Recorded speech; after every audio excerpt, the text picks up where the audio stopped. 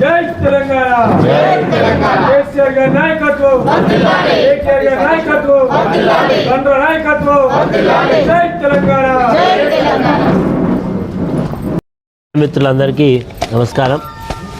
నిన్న silent mode నిన్న రాష్ట్ర మంత్రులు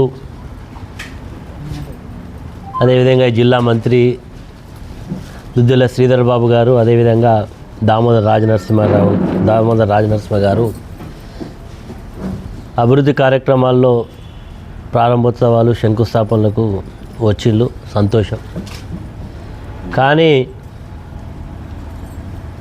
ప్రభుత్వానికి ప్రారంభోత్సవాల మీద శంకుస్థాపనల మీద ఉన్న శ్రద్ధ పనుల మీద లేదనేది చాలా స్పష్టంగా కనబడుతుంది. భూపాల్పల్లి లాంటి జిల్లాలో ఒక మారుమూల ప్రాంతంలో ఆనాటి ముఖ్యమంత్రి కల్వకుంట్ల చంద్రశేఖరరావు గారి సహకారంతో భూపాల్పల్లి ప్రజలకు భవిష్యత్ తరాలో ఎలాంటి అసౌకర్యం, ఇబ్బంది ఉండకూడదనే ఒక సంకల్పంతో ఈ ప్రాంతంలో విద్యార్థులకు వైద్య విద్యను అందించాలనే మంచి సంకల్పంతో ఒక మెడికల్ కాలేజీని ఇచ్చి ఆ మెడికల్ కాలేజీని ప్రారంభించి కావలసినటువంటి బిల్డింగ్స్, ఇన్ఫ్రాస్ట్రక్చర్ను ఏర్పాటు చేయడానికి నిధులు కేటాయించి పనులు ప్రారంభించి అన్నీ కూడా చేయడం జరిగింది. నేను ఎమ్మెల్యేగా ఉన్నప్పుడే మొదటి సంవత్సరం క్లాసెస్ కూడా ప్రారంభం కావడం జరిగింది. ఈరోజు సెకండ్ ఇయర్. ఈ ప్రభుత్వం ఏర్పడి కూడా ఒక సంవత్సర కాలమైంది. నిన్న ఆయుష్ బిల్డింగ్ కూడా ప్రారంభించిండ్రు, సంతోషం. కానీ భూపాల్పల్లి ప్రాంతంలో ఉండేటువంటి ఆసుపత్రుల్లో ఒక మినిస్టర్ ఒక ప్రాంతానికి వచ్చేటప్పుడు శాఖాపరమైనటువంటి రివ్యూ చేసుకుంటారు. నేను భూపాల్పల్లి పోతున్నా, అక్కడ మెడికల్ కాలేజీలో స్టాఫ్ ఎట్లున్నారు, అక్కడ ఏమేమి అసౌకర్యాలు ఉన్నాయి, ఇంకా ఏమేమి గ్యాప్స్ ఉన్నాయి, వాటిని అన్నింటినీ కూడా ఎంత తొందరగా మనం ఇస్తే బాగుంటుందనే ఒక ఆలోచన వచ్చి ఇక్కడికి అనౌన్స్ చేయాలి. నేను వచ్చినా ఈ సందర్భంలో ఇవి లోపాలు ఉన్నాయి, ఇవి తక్కువ ఉన్నాయి, వీటిని మేము ఇస్తున్నాం, శాంక్షన్ ఇస్తున్నాం, జీవో కాపీ, ఆర్డర్ కాపీ తీసుకొని రావాలి. కానీ వట్టి చేతులతో వచ్చి గట్టి మాటలు మాట్లాడిపోయారు. దామోదర రాజనరసింహ గారికి నేను ఈరోజు సూచనగా ఈ సందర్భంగా ప్రశ్నిస్తూ ఉన్నా.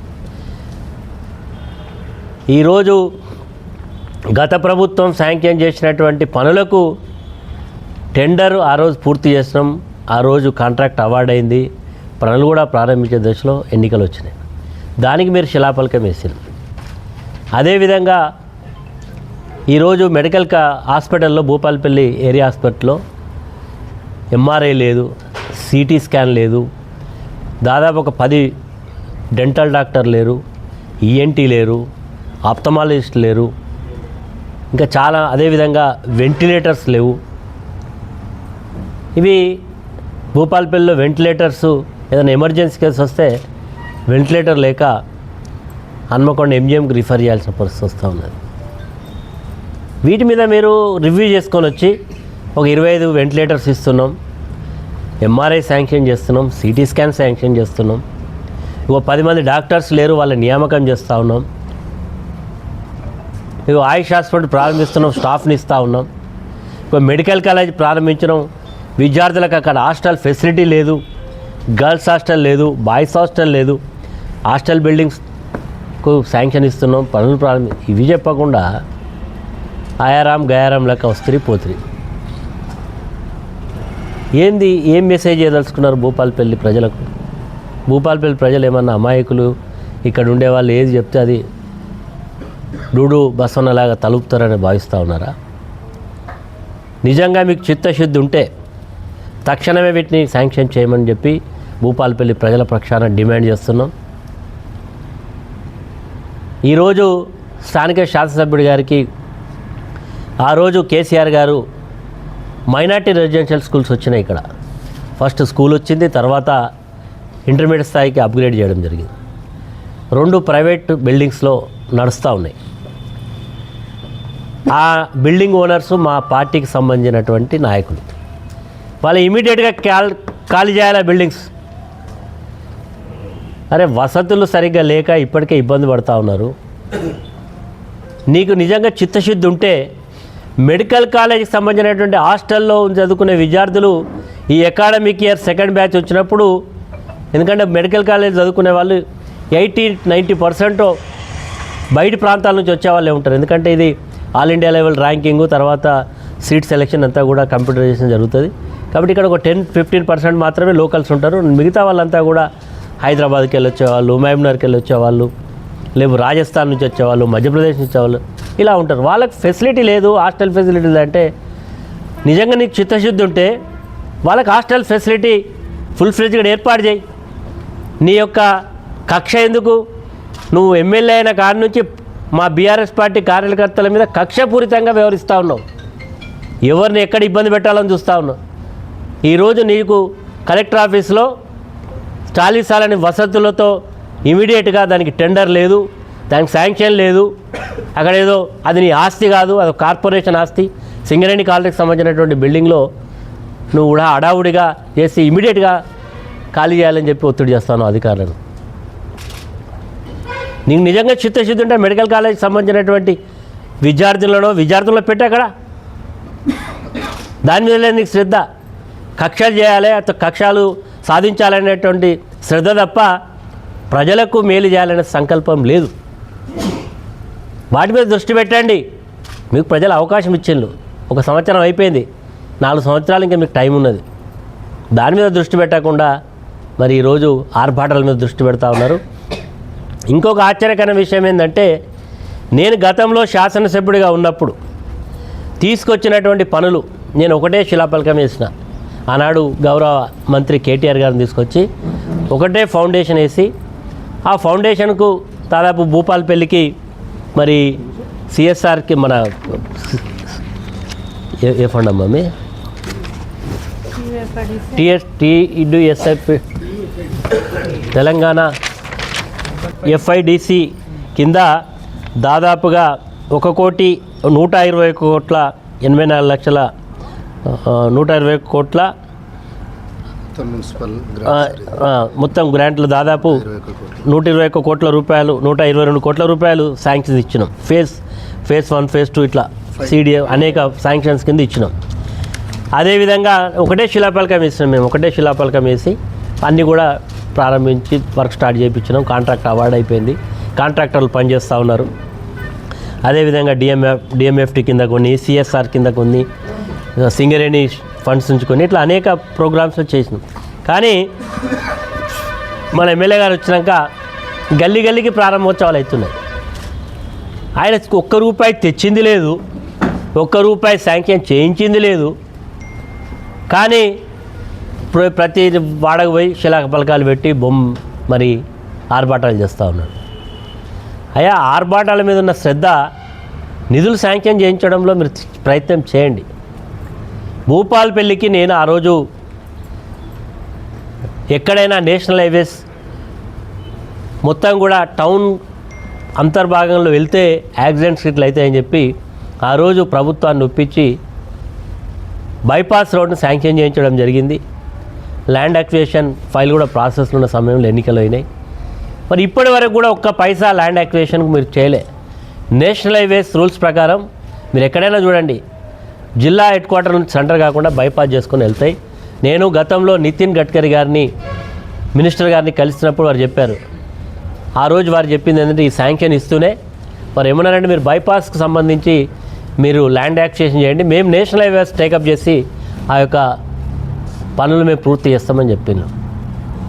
గౌరవ శాసనసభ్యుడికి నేను గౌరవ మంత్రి శ్రీధర్ బాబు గారికి, ఎందుకంటే వారు కూడా ఈ నియోజకవర్గంలో, వారి నియోజకవర్గం పోవాలంటే భూపాలపల్లి మీదకి పోతూ ఉంటారు. వారు చెప్పేది ఏంటంటే మీరు తక్షణమే ఆ భూసేకరణకు సంబంధించినటువంటి నిధులు కేటాయిస్తే, మరి భూసేకరణ పూర్తయితే నేషనల్ హైవే చేస్తారా, మీరు చేస్తారా, ఎవరు మరి పనులు చేయించాలి. దాని మీద మీకు శ్రద్ధ ఉండదు. అదేవిధంగా మేము గతంలో మెడికల్ కాలేజీకి సంబంధించిన 130 కోట్లు శాంక్షన్ చేస్తే మీరు పనులు ప్రారంభించి దానికి కూడా శిలాఫలకం వేస్తారు. సరే, మేము ఆ రోజు వేరే మంత్రి రాలేదు, ముఖ్యమంత్రి రాక మేము వేయలేకపోయాం. కానీ ఈరోజు మీరు వాటి మీద శిలాఫలకాల మీద ఉన్న శ్రద్ధ పనుల మీద ఉంటే బాగుంటుంది. అదేవిధంగా సిఎస్ఆర్ నిధుల నుంచి సింగరేణి నిధుల నుంచి నేను అక్కడ అంబేద్కర్ సెంటర్ నుంచి చేస్తే దానికి కూడా మళ్ళా శిలాఫలకం వేసుకొని వాళ్ళు ఏదో చేసినట్టు చెప్పుకునేటువంటి ప్రయత్నం చేస్తూ ఉన్నారు. ఈరోజు గౌరవ మరి ప్రభుత్వ మంత్రులు ఇద్దరు వచ్చిండ్రు. ఈరోజు ఈ ప్రాంతం పారిశ్రామికంగా సింగరేణి కాలేజెస్ జెన్కో లాంటివి ఉన్నాయి, కానీ ఇక్కడ ఫుడ్ ప్రాసెసింగ్ ఇండస్ట్రీసు, అదేవిధంగా రైతులు ఇక్కడ పత్తి పండిస్తారు, వడ్లు పండిస్తారు, మిగతా క్రాప్స్ అన్నీ వస్తాయి. దానికి గతంలో వచ్చి మన గాంధీనగర్ గుట్ట మీద శిలాఫలకం వేసిపోయిండ్రు. ఆ రోజు నేను వేస్తానన్నప్పుడేమో ఇక్కడ ఎట్లేస్తారు, ఇది గృహ అవసరాలకు ఉండాలి, ఈ ప్రాంతం అభివృద్ధికే ఉండాలి అని చెప్పి ఇప్పుడు శాసనసభ్యుడు ఉన్నాయనే ఆ రోజు ప్రతిపక్షంలో ఉండి ఆబ్జెక్షన్ చెప్పిండు. శిలాఫలకం మాత్రం వేసిండ్రు. ఒక పరిశ్రమ పెట్టాలంటే దానికి కావాల్సినటువంటి మౌలిక సదుపాయాలు మీరు అభివృద్ధి చేయడంలో మీకు చిత్తశుద్ధి ఉందా? నేను సూటిగా శ్రీధర్ బాబు గారిని ప్రశ్నిస్తూ ఉన్నా. నిజంగా మీకు చిత్తశుద్ధి ఉంటే దానికి కావాల్సినటువంటి రోడ్డు, కావాల్సినటువంటి ఎలక్ట్రిసిటీ, దానికి కావాల్సినటువంటి సీవరేజ్ ప్లాంట్స్, దానికి కావాల్సినటువంటి మౌలిక సదుపాయాల అభివృద్ధికి నిధులు కేటాయించాలా? మీరు నిజంగా మీకు చిత్తశుద్ధి ఉంటే దానికి కావాల్సినటువంటి నిధులను కేటాయించాలని ఈ సందర్భంగా వారిని డిమాండ్ చేస్తూ ఉన్నాం. అదేవిధంగా భూపాల్పల్లి ప్రాంతంలో ఇప్పటికే ఎడ్యుకేషన్ పరంగా మరి మెడికల్ కాలేజు, డిగ్రీ కాలేజు ఇవన్నీ తీసుకురావడం జరిగింది, రెసిడెన్షియల్ స్కూల్స్ ఇవన్నీ. నిజంగా చిత్తశుద్ధి ఉంటే ఈ ప్రభుత్వానికి తక్షణమే ఒక engineering college with mining subject తీసుకురావాల్సిన అవసరం ఉంది. ఎందుకంటే టైం షార్ట్, 4 years అనేది పెద్ద సమయం ఏం కాదు. మీరు ప్రపోజల్స్ ఇచ్చి శాంక్షన్ చేస్తే టైము లేదు, కాబట్టి తక్షణమే ఇక్కడ ఒక ఇంజనీరింగ్ కాలేజీని కూడా ఏర్పాటు చేయాలని చెప్పి ప్రజల పక్షాన డిమాండ్ చేస్తూ ఉన్నాం. మరి వీటన్నిటిని కూడా తక్షణమే ఆన్ టాప్ ప్రయారిటీలో తీసుకురావాల్సిన అవసరం ఉంది. మరి అదేవిధంగా నిన్న మంత్రులు వచ్చిండ్రు, మేము కూడా ఆశపడ్డాం. మొన్న దాదాపుగా 1 సంవత్సర కాలం నుంచి నలుగుతున్న సమస్య, మేము గతంలో శాంక్షన్ చేసి ఇల్లు కట్టించి లబ్ధిదారులను ఎంపిక చేసి లబ్ధిదారులకు సర్టిఫికెట్లు ఇచ్చి గృహప్రవేశాలు చేయించి అన్నీ కూడా చేయించినాం. ఆ రోజు టెక్నికల్, ఆ రోజుకు కొద్దిమందికి సర్టిఫికెట్స్ ఇచ్చినాం, కొద్దిమందికి ఇవ్వాల్సి ఉండగా ఎన్నికల కోడ్ రావడం వల్ల జాప్యం జరిగింది. సంవత్సర కాలం అయితే ఉన్నది. గతంలో శాంక్షన్ అయిన వాటికి ఎమ్మెల్యే గారు ఏలు పెట్టకుండా సపరేట్గా ఇస్తే అయిపోయింది, దాన్ని ఆఫ్ చేయించి 1 సంవత్సర కాలం నుంచి లబ్ధిదారులు ఆయన ఇంటి చుట్టూ పడిగా తిరగడాన్ని చెప్పులు అరుగుతూ ఉన్నాయి. ప్రజలు ప్రజాస్వామ్యబద్ధంగా ప్రభుత్వం పెడచెవిన పెడతా ఉంటే రాస్తారోకాలు చేసిండ్రు, ధర్నాలు చేసిండ్రు. దాదాపు 24, 20, 23, 24 రోజుల నుంచి అక్కడ టెంట్ వేసుకొని కార్యక్రమాలను కూడా చెప్తా ఉన్నారు. కానీ ఇప్పటి వరకు నేను నిన్న మంత్రి గారి ప్రసంగంలో వారు మాట్లాడినప్పుడు ప్రజలకు ఒక భరోసా ఇస్తారనుకున్నాం. లబ్ధిదారులు ఎవరు కూడా ఆందోళన చెందొద్దు, మేము తక్షణమే మీకు ఇళ్ల కేటాయింపు గతంలో జరిగిన దాదాపు 393 మందికి మేము ఇస్తాం, ఈ లిస్టునే శాంక్షన్ చేస్తామని చెప్తారని అనుకున్నాం. కానీ దాని గురించి ఏం చెప్పలేదు. చాలామంది లబ్ధిదారులకు చెప్పేళ్ళు, మేము అక్కడ 5గురితో ఇప్పిస్తాం, మీరు రాన్లి. అక్కడ ఎవరైతే టెంట్ వేసుకొని కూర్చోవాలనుకున్నారో వాళ్ళందరినీ కూడా అరెస్ట్ చేసి పోలీస్ స్టేషన్లో పెట్టిండ్రు. ఎందుకంటే మీకు అంత భయం? ప్రజలను, ఒక పేదవాళ్ళను, ఎవరైతే దాని నాయకత్వం వస్తున్నటువంటి వాళ్ళని తీసుకెళ్ళి ఉదయం నుంచి సాయంత్రం వరకు మంత్రులు తిరిగి హెలికాప్టర్ పోయేదాకా వారిని అక్కడ రాకుండా పోలీస్ స్టేషన్లో పెట్టిండ్రు.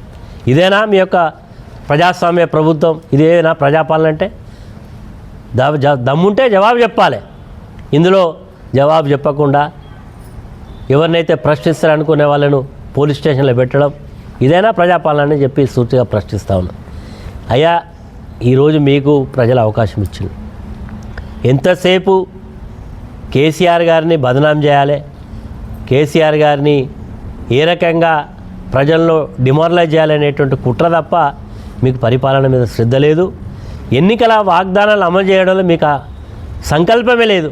మీరు అనేక వాగ్దానాలు చేసి అధికారంలోకి వచ్చింది కదా, వాటిని అమలు చేయండి. ఎందుకు చేయరు మీరు? చాలామంది వృద్ధులు ఎదురు చూస్తూ ఉన్నారు.